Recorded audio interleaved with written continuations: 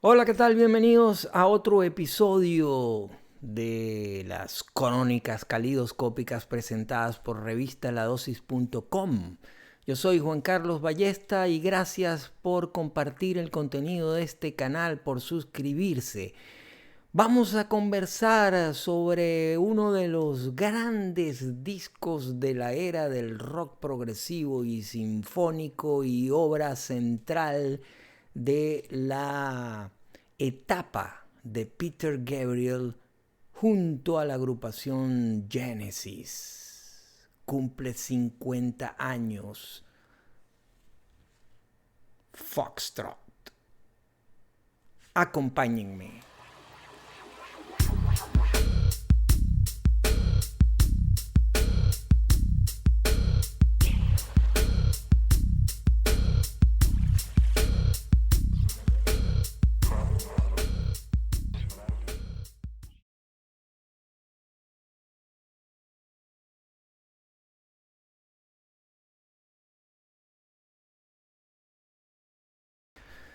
El año 1972 fue sin duda uno de los grandes momentos para el rock progresivo y el rock sinfónico.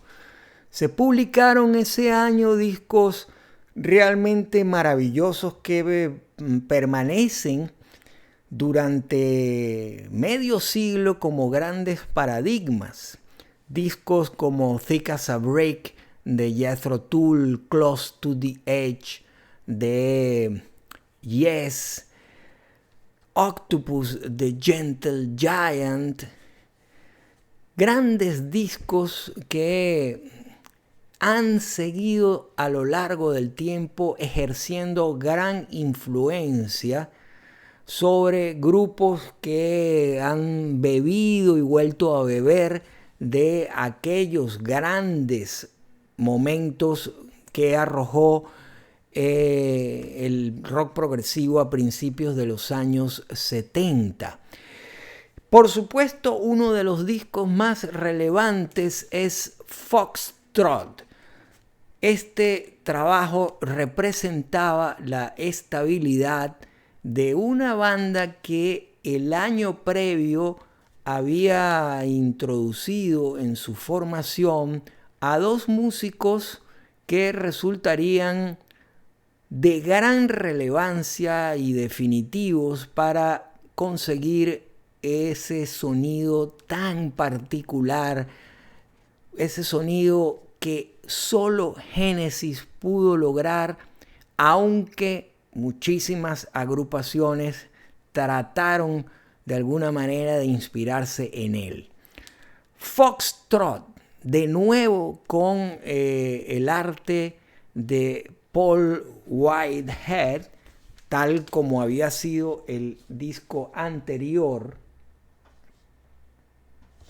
Nursery Crime, publicado en el año 1971, que fue cuando Phil Collins y Steve Hackett pasaron a ocupar el puesto de batería y guitarrista respectivamente, logrando de esa manera que esa formación, que incluía a tres de sus fundadores, a Mike Rutherford, a Tony Banks y a Peter Gabriel, publicaran varios de los más memorables discos de la primera mitad de los años 70.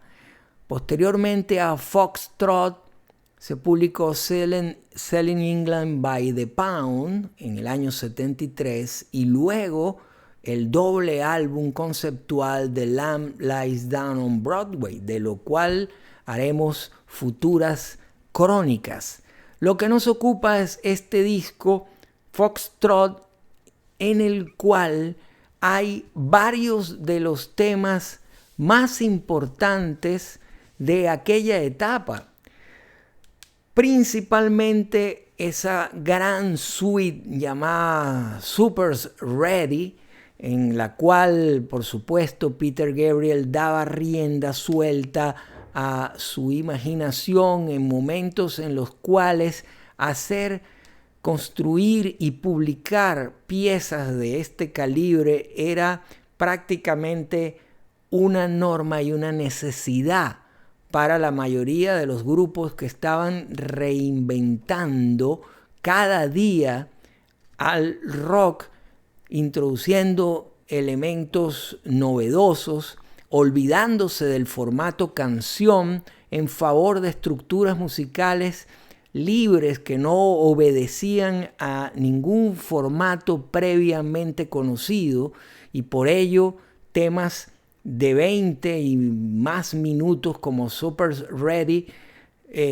fueron parte de ese conglomerado de agrupaciones que nacieron en primer término en Gran Bretaña, pero que luego se extendieron por el resto de Europa. Aquel mismo año 72, ya en varios países como Italia, Holanda, Francia, se estaba haciendo rock progresivo de primera categoría, de alto calibre.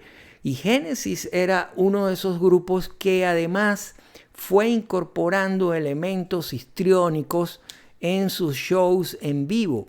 La gira que siguió a la publicación de Foxtrot quedó registrada en el disco Genesis Live, que se publicó el mismo año de Selling England by the Pound, pero que contenía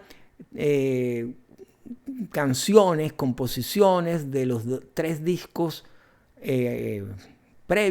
predecesores, es decir, Foxtrot, Nursery Crime y Trespass, que había sido el último trabajo en el cual participó el guitarrista original Anthony Phillips. Este trabajo además tiene canciones realmente memorables, además de Super Ready. Evidentemente, Watchers of the Sky reviste una importancia capital, puesto que su introducción fue realizada con un teclado que fue para Tony Banks y para el sonido de Genesis sumamente relevante, que fue el Mellotron, un teclado electromecánico que utilizaron la gran mayoría de los grupos de la época y también los de música electrónica para emular sonoridades de orquestas, de coros e incluso también de instrumentos de viento como la flauta especialmente. Watcher of the Skies es otro de los temas fundamentales de este disco en el lado A, pero también hay canciones como Get It Out by Friday, que es una pieza movida, una pieza que refleja ese espíritu aventurero de los 5 miembros del grupo, en el cual cada uno de ellos se luce, muy especialmente la ágil batería de Phil Collins y también la voz de Peter Gabriel, que para entonces era absolutamente cristalina. No hay en este disco Foxtrot un solo minuto que no merezca la pena, ni un solo segundo. Can Utility and the Coastliners, otra joya. Timetable, una maravilla de canción. De modo que aquí, en estas historias fenomenales que ocurrían en esa época, está uno de los capítulos más memorables del rock progresivo y en general del rock de nuestro tiempo. Ya sabemos que la historia de Genesis fue otra a partir de la salida de Peter Gabriel, cuando Phil Collins asumió el rol de cantante principal. Y en esa primera etapa que siguió, los discos A Trick of the Tail y Wind and Wuthering fueron auténticas joyas. Y luego se produjo otra escisión muy importante y definitiva, que fue la del guitarrista Steve Hackett, y a partir de ese momento el grupo comenzó a funcionar como trío a partir del disco And There Were Three, que fue una bisagra junto a Duke con todo, hacia todo lo que ocurriría después, que desafortunadamente tuvo muy poco que ver con lo ocurrido en discos como Foxtrot. Y a pesar de que son discos respetables y que de esa etapa Genesis pudo hacer una nueva y mucho mayor legión de seguidores, es aquí, en esa etapa tan importante en el sello Charisma, distribuido por Virgin años después, que Genesis nos enamoró a todos.